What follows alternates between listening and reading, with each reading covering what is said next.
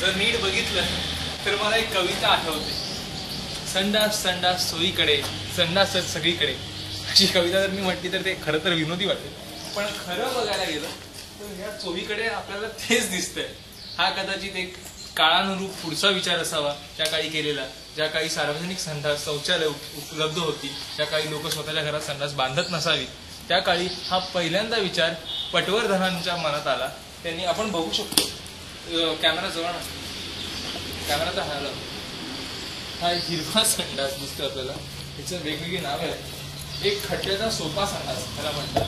त्याच्या मागे तुम्ही बघितलं तर तेच बरोबरी संडासाचा कसा प्रकारे बायोगॅस निर्मितीसाठी वापर होऊ शकतो हे सगळ्यांनी दिसू शकतो. हा एक बरोबर संडास, रोगराईचा नाश, म्हणजे सामाजिक बांधिलकी यांनी जपलेली आहे. हा प्रकार संडास आहे. कृणाल, हे बघ, हा संडास काहीतरी वेगळा दिसतोय. हा तो बंद आहे. नाही, तो बंद नाहीये.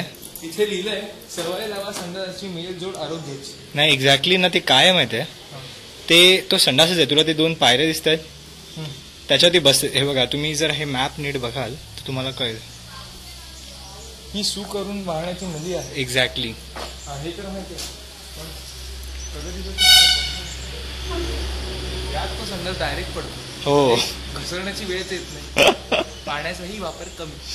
म्हणजे आमच्यासारखे लोक जे 4-4, 5-5 वेळा हगायला जातात त्यांच्यासाठी खूप उपयुक्त संडास. हे अप्रतिम वाक्य आपण बघू शकता. मुलांची शी संडासात, स्वच्छता होईल गावात. हा कवी माझ्यासारखाच असावा. हे तुम्ही साधे संडास बघू शकता. ॲक्वा प्रिव्हिशन तेथील नमुना प्रति 30 माणसांसाठी हा वापरू शकतो. हा नॉर्मल संडास सू आणि शी करण्यासाठी. आपण पुरुष व स्त्री संडास.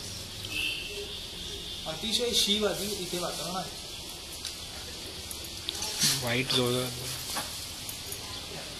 हे तुम्ही बघू शकता. संडासच संडास. संडासवादी विचारांचा इथे प्रलय झालेला आहे. प्रलय झाला असावा असं मला वाटतंय.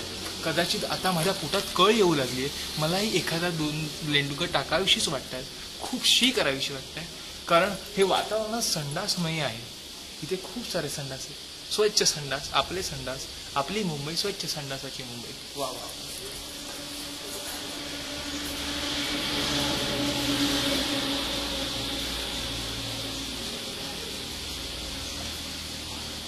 थांबा.